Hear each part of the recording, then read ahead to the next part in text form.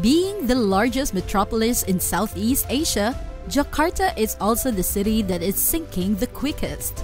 How the city has survived endemic catastrophic flooding, overpopulation, and the biggest climate disaster in recorded history is quite remarkable. But the Indonesian government has a plan. They intend to construct a brand new capital. Nusantara, the future capital, has an environmentally friendly utopian metropolis.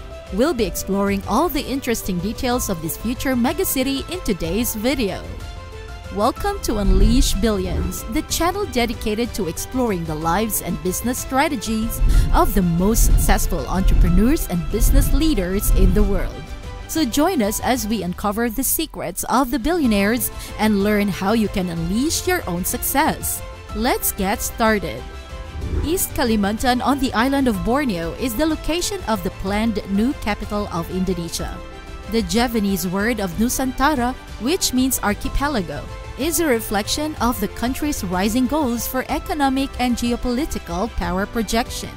By 2045, Nusantara could have over 2 million inhabitants, and the relocation would cost an estimated $35 billion. It is believed that top talent from around the world and the local area will be drawn to settle there. One of the largest infrastructure initiatives ever attempted by the Indonesian government will be this one. Why, therefore, is Indonesia creating a new capital? It is not easy to move a capital city, but Indonesia has no other choice. Jakarta, the nation's present capital, is actually sinking. Moreover, 11 million people live in the metropolis, while the population can occasionally reach 30 million. The fact that Jakarta is situated on a delta system of 13 rivers adds to the problem of overpopulation. A shocking 40% of the city is currently underwater. The city is so crowded that water cannot seep the ground. As a result, flooding is an ongoing problem that will only get worse owing to population increase, climate change, and failing infrastructure. Jakarta loses roughly $6 billion in production annually due to flooding and traffic congestion. Through the construction of a new capital, the Indonesian government hopes to lessen some of the strain on Jakarta. Meanwhile, Java accounts for 60% of Indonesia's economy, with Jakarta accounting for 15% of country's GDP. Less than 10% of the GDP is generated by the areas of Kalimantan. This is true even if the provinces have a wealth of resources including coal, gold, and oil. Since the majority of the nation's wealth is concentrated in Jakarta, many Indonesians who live outside of Java have long claimed that they are being ignored. The government assists by moving the capital to East Kalimantan. More investments will be encouraged in Indonesia's remote regions as a result of the action, leading to increased inclusion and development. Although there have been long serious discussions regarding shifting Indonesia's capital, a master plan was not created until 2021. Sukarno, Indonesia's first president, proposed the idea to relocate the nation's capital in 1957. However, this proposal was shelved, and in the 1960s, Jakarta was designated as the nation's capital. In 2019, it was originally suggested to establish a new capital 800 miles distant on the island of Borneo. President Joko Widodo made the announcement on the initiative.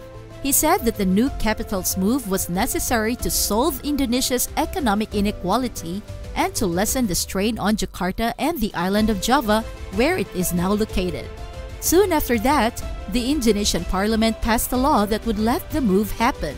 The choice of East Kalimantan as the new capital is interesting. People have said that the move was due to the area's location in the middle of the Indonesian archipelago and the fact that it is not affected by natural disasters like earthquakes, volcano eruptions, and tsunamis, which are common in Indonesia. East Kalimantan, a mineral-rich region famous for its jungles and orangutan population, has a population of just 3.7 million people. By strategically moving its capital to East Kalimantan, Indonesia will be put in a better position to access the Pacific Ocean, Celebes Sea, and the Arafura Sea.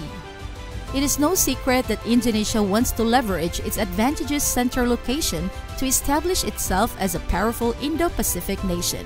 It is made very obvious that the nation wants to rise to prominence as a naval power in the area. The sheer size of constructing a new capital is difficult to envision. More than 200,000 hectares, or about 3 times the size of New York City, will be converted into Indonesia's new administrative center of inland woods. The first shovel of dirt was turned over at the location of the new capital after the relocation was approved by the Indonesian Parliament in August 2022. The Sepaku Ring Road, the primary access route to Nusantara, has been constructed as a matter of highest priority. This road is currently 80% complete, reports claim. Also, during this initial phase, which lasts from 2022 to 2024, site acquisition and the development of a thorough engineering plan are priority.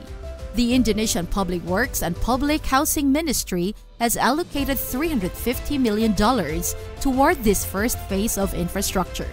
The construction of urban utilities, tall manufacturing, seaports, airports, network and communications are only a few examples of the soft and hard infrastructure that Nusantara will need.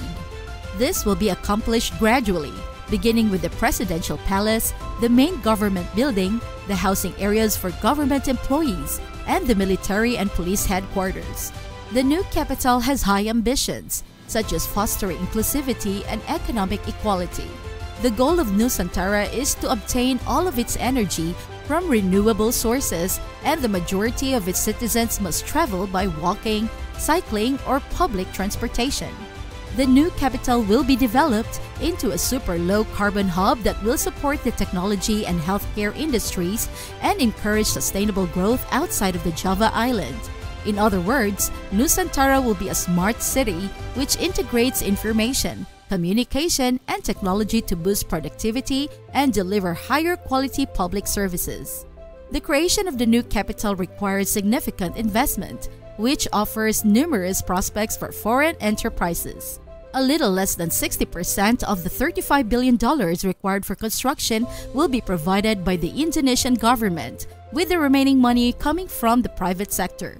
Oddly, despite the fact that city planners have highlighted their desire to avoid issues brought on by private investment, such as inequality and corruption, they will be reliant on it to generate the funds required to create the city. Project Nusantara is still in its early stages, which are characterized by setbacks like COVID-19 epidemic.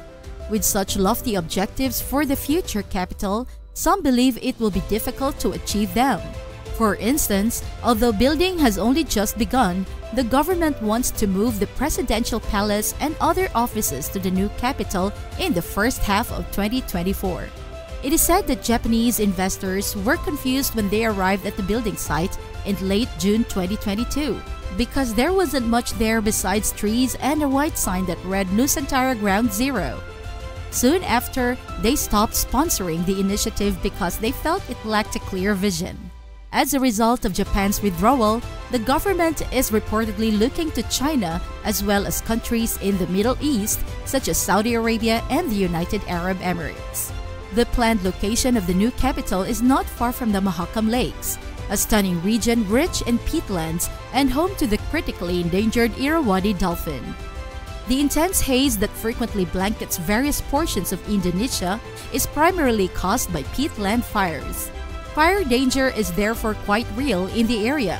Environmental organizations are also worried about the presence of threatened species there.